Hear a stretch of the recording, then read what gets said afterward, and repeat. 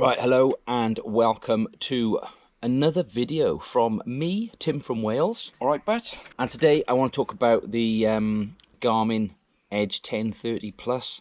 It's the latest and greatest from Garmin in terms of bike computers, and I'm a bit of a fan.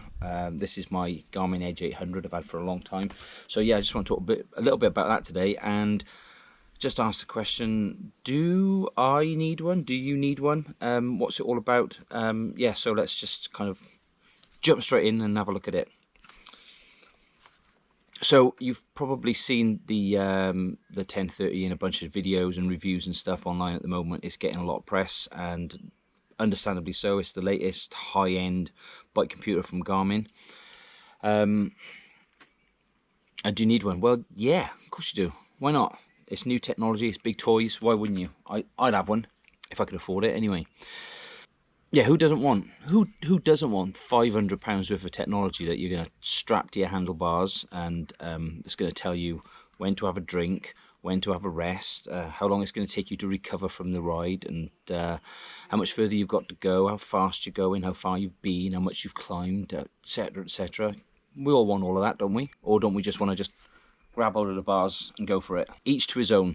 As I've already said, I'm a bit of a bike computer fan, and I like my Edge 800, but the 1030 Plus is a bit of a step up. So first of all, let me just put this quickly into context. I don't have a 1030 Plus. I've not reviewed a 1030 Plus, and I haven't put my hands on one. So this is all my opinion and conjecture based on the specifications and my experience so far of using one of these, which, by the way, I've had for about 7 or 8 years, that kind of time frame. So I'm not an expert, but I'm a fairly seasoned user of a Garmin in terms of mountain biking. So yeah, so let's step back a second. You did hear me correctly. These devices are they're 500 quid. You might be able to get them a bit cheaper, but they're £500. That's before you buy a heart rate meter, cadence sensor, all those kind of things. That's basically just for the device itself.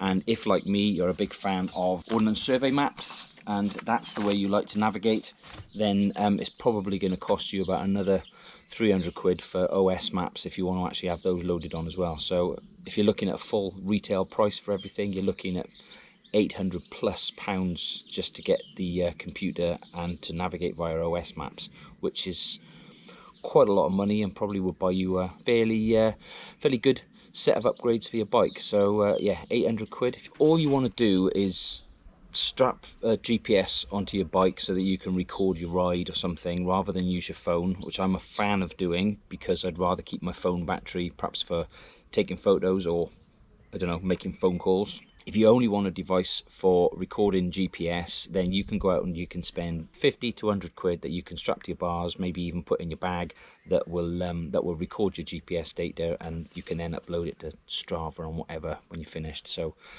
you then don't need to go and spend 500-600 quid on a all singing all dancing model. When I say all singing all dancing, there are so many features on these devices that I just don't use. Dynamic recovery and performance information, so it tells you what sort of effort you're putting in as you're riding along. It's going to tell you at any one time how long it's going to take you to recover from the ride that you're on. It's going to tell you, there's even one feature on there which tells you if you're following a route, that tells you how much of a climb you've got left, and perhaps to tell you to maybe, you know, back off and watch your effort or something, because it's just telling you to pace yourself. So there's another one on there that will tell you how much you need to eat or drink. So I don't know whether, I'm assuming you can prompt it to give you a reminder to tell you that you need to drink, that you need to eat, how many calories you've used up, or how much water you should have drunk by now.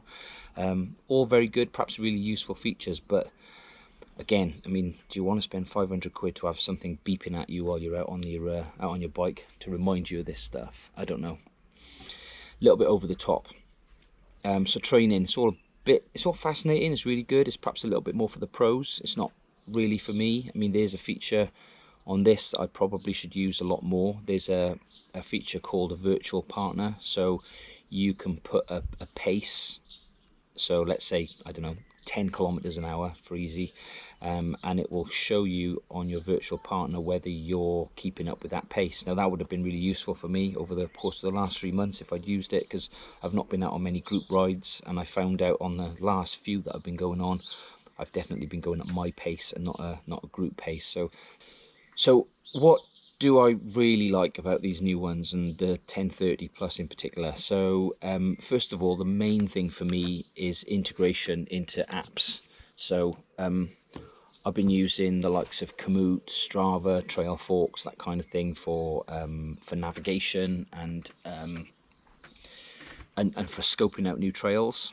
And if I find something on TrailForks and then I want to route to it while I'm out, then I have to do that on my phone, not via the Garmin. With a newer one, I can actually, I guess, connect it to the phone at that point, and then the instructions to how to get to those particular locations will pop up on my Garmin, and I've now got a new route. I like to plan routes, especially if I'm going away for the weekend. I've done a bit of guiding, so it's quite good to plan stuff, and I do that in front of a computer. Now, if you do that within Komoot or OS Maps or Strava or whatever it might be, if you can do all of that on the computer, those things via the same apps on your phone, you can then download them from your phone to your Garmin via Bluetooth. At the moment, because this doesn't have Bluetooth on it, I have to create a route, I have to create a GPX file, download the GPX file and upload the GPX file to this, then load the GPX file into the route planner and follow it. It's a little bit convoluted. I don't use it very often, but it is a little bit of an inconvenience. It would be great to, I don't know, perhaps while you're out and about, oh yeah, I know where that is, boom, boom, boom, load the route, and away you go. Or perhaps, you know, if you're guiding, where you're going today, we're going to do this, pop the route across and follow it. So, and then at the other end of the ride, once I've been out, last night for instance, out with all my mates, the moment we've all got home, they've all hit upload to Strava, everything's gone live. I basically have to wait to boot my computer up, connect this, and then download the file.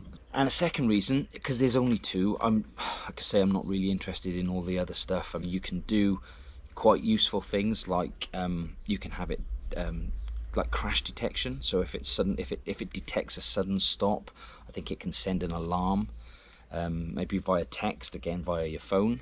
It can send an alarm to somebody to say that, you know, Tim's crashed, not moved for 2 minutes, you know, send a text to this location, send somebody to this location. So those are great safety features, which I think are probably worth it. Live tracking uses your data, I guess, on your phone. So I don't know, I mean, they're nice features. Whether they're must-haves, I don't know, I'm not sure. But what I do like about the new one is there are some, what I would think is quite specific mountain bike features. Grit looks to me on the face of it like what it will do is it will have tracked your ride across all sorts of terrain, all the ups and downs and bumps and whatnot, and it will give your ride a grit score. I don't know what the scale is, but it's going to give it a score, and effectively what you're going to end up with is a score at the end of how hard or tough that ride is, which is quite interesting, I suppose, especially if you're guiding. It means that you've got rides that you can sort of grade yourself, and you know, to know what kind of people you want to take on those rides, what level of fitness and technical capability. So that's quite a useful feature. The second one is flow, and I'm imagining this works very similar to the way that your car will tell you how your driving efficiency is. So this is quite good, I guess, if you're riding regularly riding the same trails. You're going to be able to see areas where you're perhaps braking a little more, where you're speeding up. So I quite like that. It's not hugely different to the sort of the speed graph that you would get normally on like a Strava or something, but it's quite interesting the way that it grades things, and I like that feature. And the third and final one is jumps. So the new Garmin's got an accelerometer in it, so that means it'll actually can detect whether you're on the ground or not effectively. What's that going to do? It's just going to tell you how much airtime you've had throughout a whole ride. And I mean, as you can see here, it'll actually show you at this particular point on the trail, you were going this fast, you were in the air for this amount of time, you probably traveled this distance. I think that's really useful. It's really good, I guess, if you're at a bike park regularly and you want to see how far you're getting across that 20-30 foot tabletop without guessing and thinking you were on the landing or not. You know, you can look back at your jump score and you can actually see how far you did clear across it. So anyway, that's plenty from me, because as I've said, I actually don't even have one of these devices, but I think it's pretty interesting. I've had a fair bit of a read up on it, and I wouldn't mind getting my hands on one. So if you've got any questions, pop one below. If you like this sort of stuff, sort of review, then you know, leave a comment, give us a thumbs up, subscribe, whatever. And if you're watching this and you're from Garmin, then I'm all ears if you want to send me one.